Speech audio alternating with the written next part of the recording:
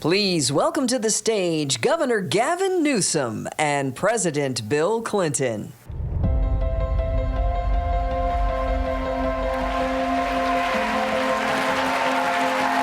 Morning, everybody. Morning. Morning. All right. 20 years. I saw that video. I was here, I think, for 19 of, I've got more Clintonisms. I'm going to enjoy this. This is going to be some fun. The how business. I like that. I met Gavin Newsom when he was mayor of San Francisco. And he looked like he was 12 years old. And I said, God, I hate this guy. He's so tall. And he's taller than I am, younger than I am, better looking than I am. There we go. But what really matters is he's a really good person. I appreciate it. And an extraordinarily gifted public servant. Thanks. And he represents,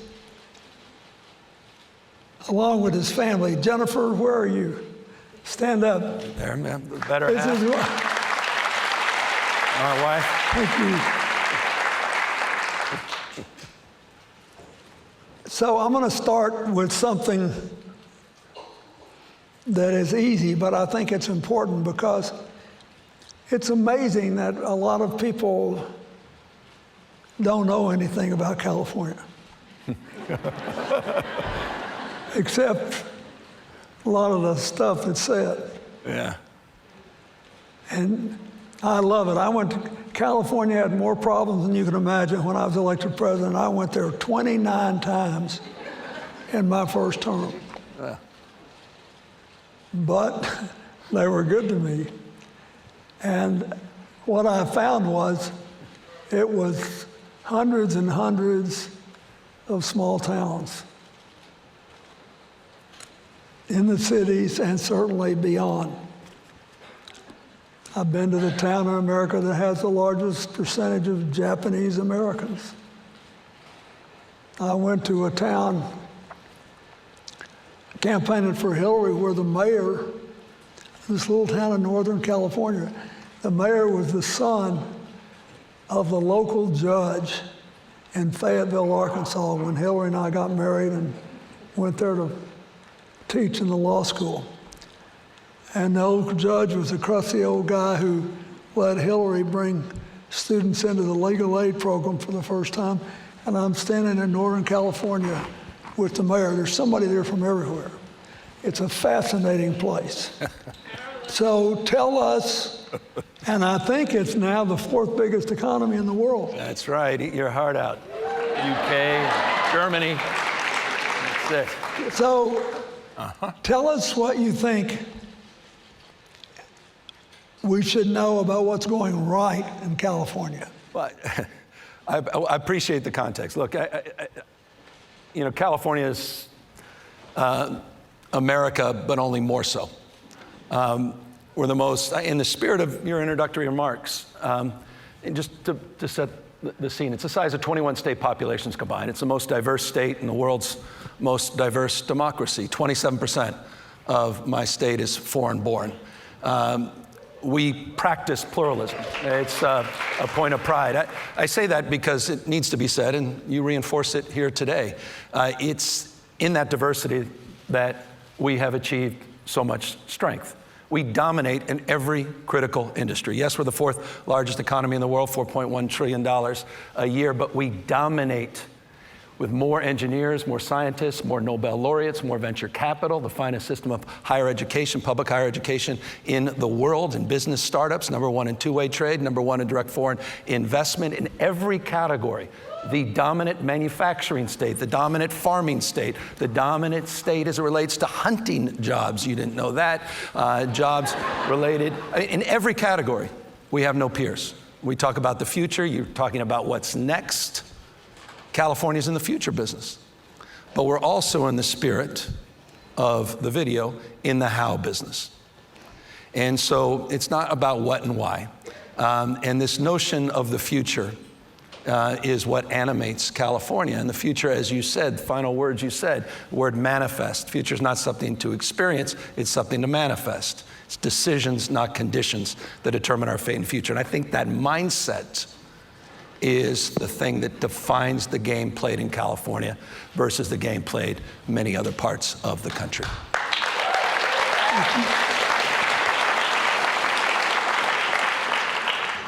How have you used that to deal with the fires in the aftermath of it?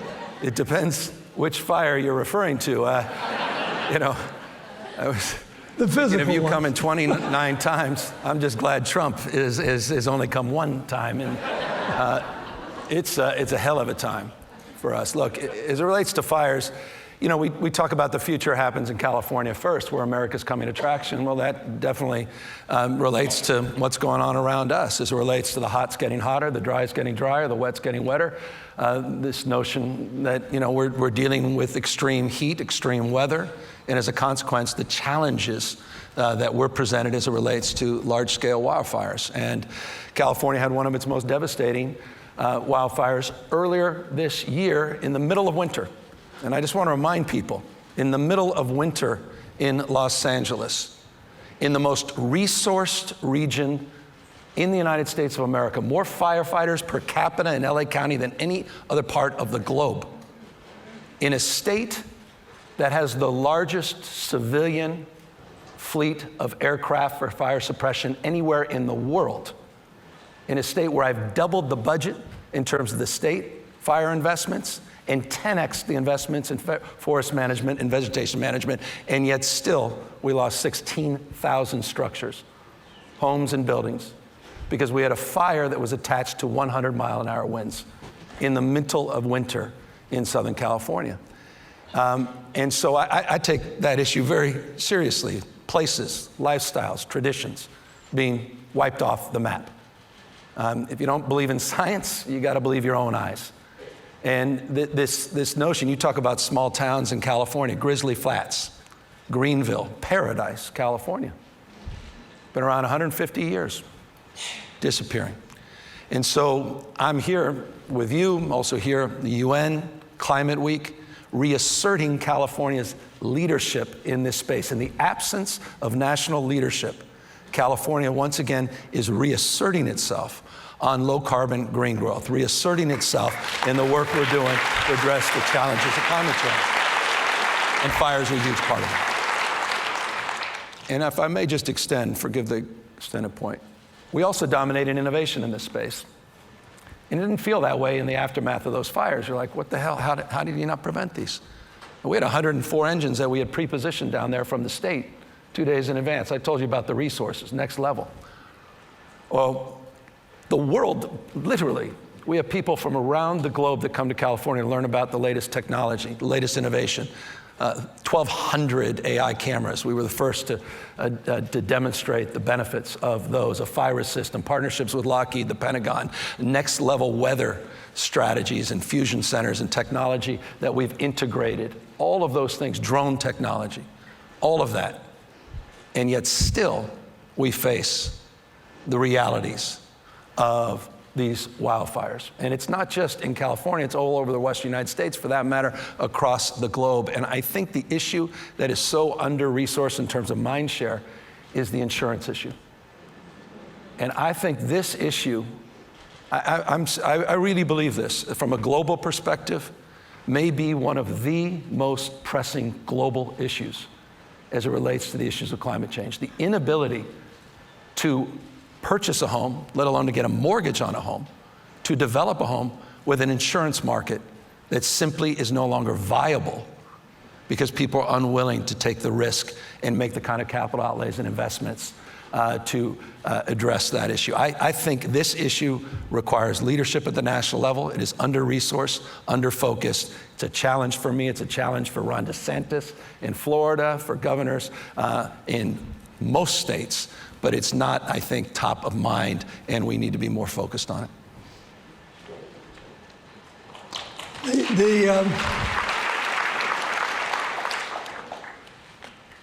Well, what do you think should be done about it? I mean, I'm not trying to get you into a different job right now, but I don't want, people didn't come here to talk about insurance, but we just put out our sustainable insurance strategy. We just had 4 of our admitted market come back in the last, in fact, 2 days ago, we had our 4th come back in. We had a lot of folks who were leaving the market. Simply said, we can't insure folks here. It's too expensive, and the losses are too significant. We had to address the reinsurance market. We had to address the capital needs of these companies. And we also had to address the fact that California, and you wouldn't know this, is among the most affordable insurance markets in the country because the voters initiated a framework on regulation that denied significant rate increases. As a consequence of that, people started exiting the market.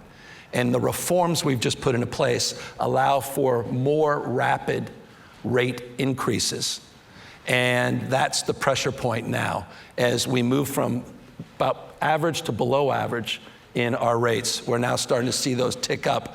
But the benefit of that now, part of the strategy, is a requirement to come into California market and also to insure in what we refer to as the WUI, which is the wildland and urban interface, and to cover 85% of the WUI in return for those rate increases. That is not something that on the macro is the solution from the US prism or the global perspective, but at the state level is advancing our reforms. But this insurance issue is facing every state in one form or another. Yeah, the globe. I mean, it's not sustainable.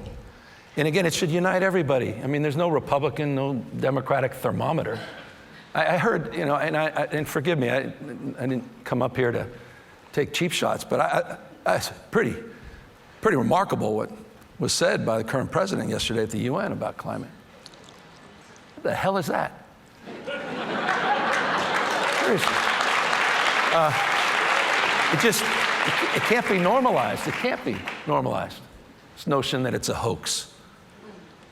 I mean, what this guy has done, look, I live in a state, and Mr. President, you'll appreciate this, former presidents, well. For me, one of them was a governor. Ronald Reagan established the modern environmental movement in 1967. Year of my birth with the California Air Resources Board, and he did so because of the smog in Los Angeles. It was a business-driven decision. The business community said, we simply can't do business in LA, Mr. Governor.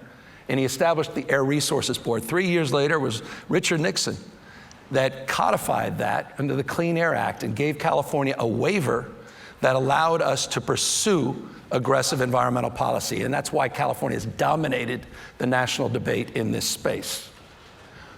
What this president has done in 8 months is jaw-dropping. What he has done to the EPA, what he's done to California's leadership, he's neutralized, he's eliminated under that Clean Air Act our authority to regulate tailpipe emissions. What he continues to do in terms of trying to stop California's global leadership as it relates to our partnerships around not only the country at a subnational level, but around the globe in relationship to our cap and trade program, in relationship to our other partnerships that we've established as it relates to carbon capture and direct air capture and the technology in the space, cannot be understated. And so we're the only game in town right now as it relates to large-scale environmental leadership. And I'll just close on this. We have 6 times more green-collar jobs, green tech jobs, than we do fossil fuel jobs. We're on the other side of the debate. And I think this is a point that should be emphasized. You talk about California, more than I emphasize it. 67% of our electricity grid is completely green and clean. And we have run, which is not bad. But get this, 9 out of 10 days in 2025, we've run the 4th largest economy in the world at 100% clean green energy. 100%. As of last Friday, 217 out of 243 days, 100% clean energy. We're proving the paradigm.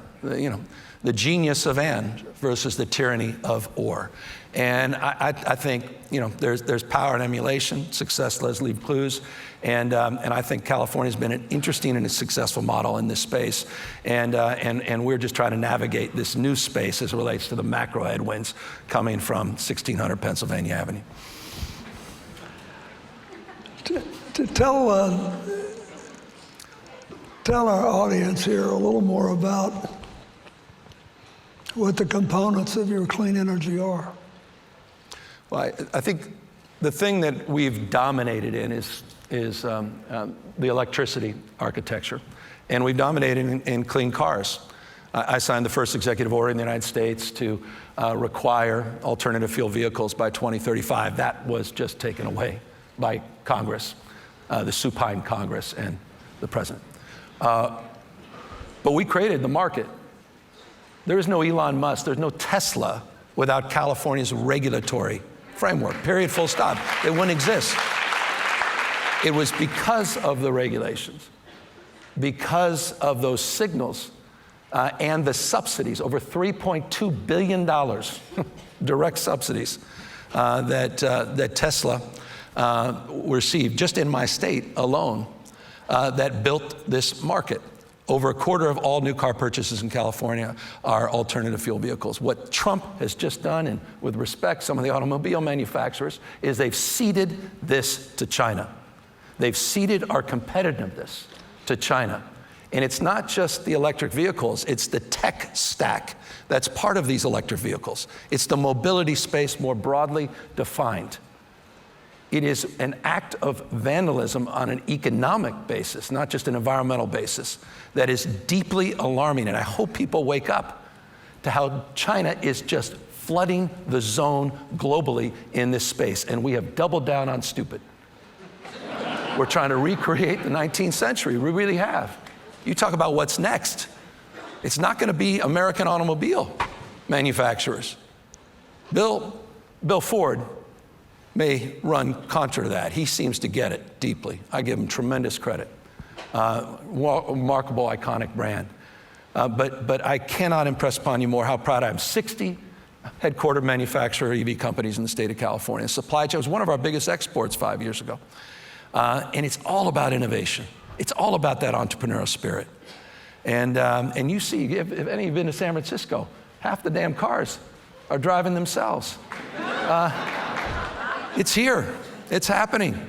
All the bi-directional opportunities, the two-way charging, the fact that these cars are little power plants on wheels, all this extraordinary opportunity, and it's slipping away because of bad policy making and short-termism. So we're going to continue to push back against that, but I think from a tech and innovation stack, that's our biggest area of focus. To say a little bit about, as a practical matter, where you are right now with AI, and has there been any obvious downside, and if so, what is it and how should we manage it? Well, and I sound like I'm bloviating, and I can get into all the real problems in my state, affordability being number 1, 2, 3. But we dominate in artificial intelligence. We have no peers. 32 of the top 50 market cap companies in the globe, are in California. And for obvious reasons. Back to this conveyor belt for talent, the UCs and the CSUs and Caltech and Stanford University, research and development, the Lawrence Livermore Labs and Sandia Labs, and all the investments we're making in science. And so it's happening there because the human capital's there. It's why, Elon talks a big game about Texas, but all of his folks are in the Bay Area. They're all in California. All those AI folks are there. His global headquarters for R&D is in California, which, by the way, is 18% of the globe's R&D. China, Germany, and California. 18% of the global R&D in the state of California. So it's unsurprising we're driving that innovation. But it's all about truth. It's all about trust, promise, peril. And as a consequence of having so much leadership residing in such a concentrated place, California, we have a sense of responsibility and accountability to lead, so we support risk-taking, but not recklessness. From a regulatory frame, we're pretty much the only game in town as well. You're seeing what they're trying to do federally to preempt states from regulating. Ted Cruz a few days ago doubling down on that California needs to be neutered, he says, in this space, even though we're dominating in this space. And so we have worked with Fei-Fei Li, the godmother of AI. We're working with Stanford, MIT. We've worked with Berkeley. And we put out a comprehensive white paper that really analyzed where we were from a regulatory frame. I've signed dozens of bills in this space, did the first executive order in the country in this space. But in relationship to the unwinding of President Biden's leadership in this space and the new focus on just let it rip coming out of the White House that David Sachs and others are promoting. And we have a bill, forgive me, that's on my desk that we think strikes the right balance. And we worked with industry, but we didn't submit to industry. We're not doing things to them, but we're not doing things necessarily for them. And we're trying to answer that question from a policy perspective and find that right balance where we can continue to dominate in this space, continue to support the ecosystem, at the same time address that peril and the concerns that legitimate people have. I want to change the subject a minute. Back to insurance, yes. No, everywhere in the country, we read that men are alienated, that they're not going to college as much as they did. They are not necessarily prepared for other jobs they can have. And you actually tried to address this in a fairly comprehensive way. And I'd be surprised if almost anybody in the audience who's not from California knows anything about it. So tell us a little about what you've tried to do to help young men.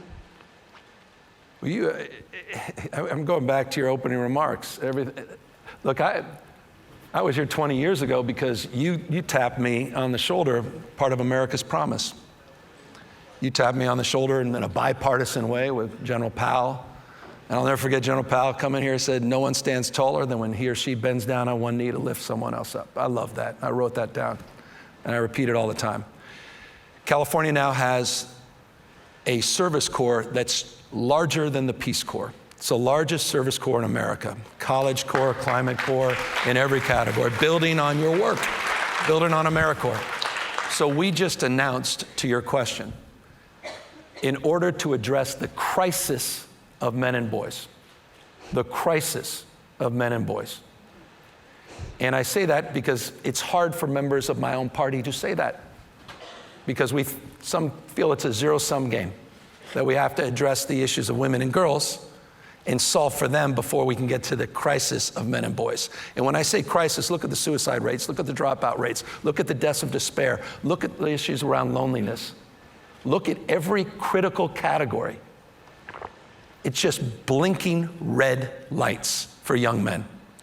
And in order to address this, we've been working with Richard Reeves, we've been working at Institute of Boys and Men, we've been working with a lot of other folks to develop a framework, a plan to implement that builds on the constructs that you have framed around service, around mentorship, around tutoring, the work my wife has done, who's done a number of documentaries in this space, including one called Masculivin, about the crisis of masculinity, and begin to substantively address these underlying issues and target interventions. Service is at the core, but it's a component part of a larger strategy that we've just advanced at scale in California. And I'll just end on this, I know our time's up.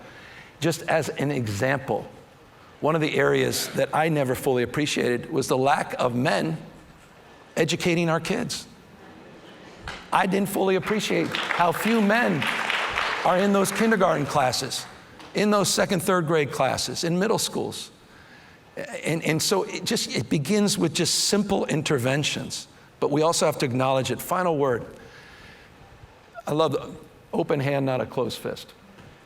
You know, I got a lot of closed fists when I did a podcast I started a few months ago. And my first guest was Charlie Kirk, who flew out and visited with me. And second was Steve Bannon. And And the reason I had them on was this issue, because they have weaponized this grievance. And electorally, they achieved remarkable results. Charlie Kirk's ability, what he was able to achieve in terms of organizing the campuses, engaging these young men, addressing their grievances, giving them some sense of hope that someone cared, that they mattered, that they were seen. He was able to produce and organize around that in a deeply meaningful way. And the Democratic Party was nowhere to be found on the issue. And Bannon as well. And so I say that to say this: we need to address the issue because it's the right thing to do, but it's also the smart thing to do.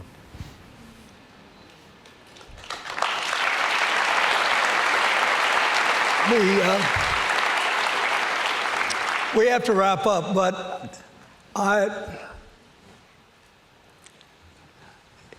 if you were to say to this crowd,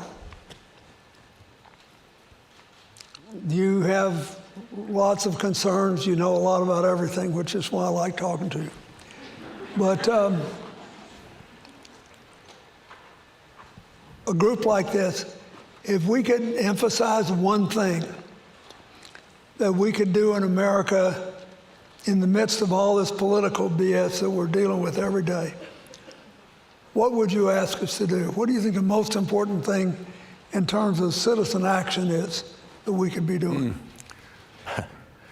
I remember Justice Brandeis had a wonderful quote. He wrote a lot about citizenship. Said, in a democracy, the most important office, Brandeis said, is not the office of presidency, with respect, certainly not governor or mayor, but it's the office of citizen.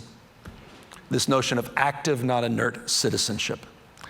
And I think at the core of that is this idea that we have agency, that we can shape the future, that we're not bystanders in the world. And I think back to the spirit of your opening remarks, is this notion that we have the capacity to shape our future, and we also have to recognize that we have to reconcile each other's futures in relationship.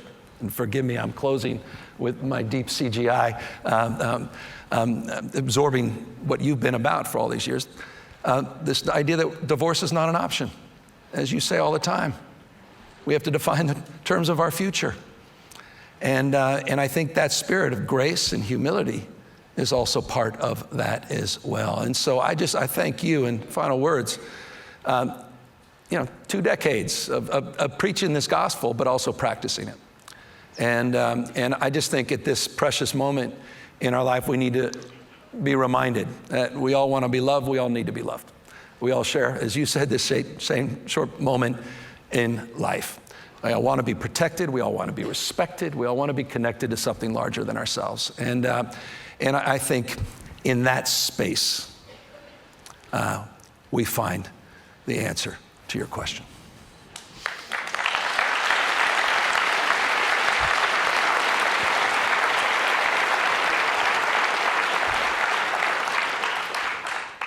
A long time ago, when I met the mayor of San Francisco, I came home and told Hillary, I said, I wanted to dislike this guy. I mean, he's good looking and he's tall and he's younger than I am. But there's something special about him. Yeah. I still believe that. And I thank you for your service, and I thank you for being here. Let's give him a hand. Thank you.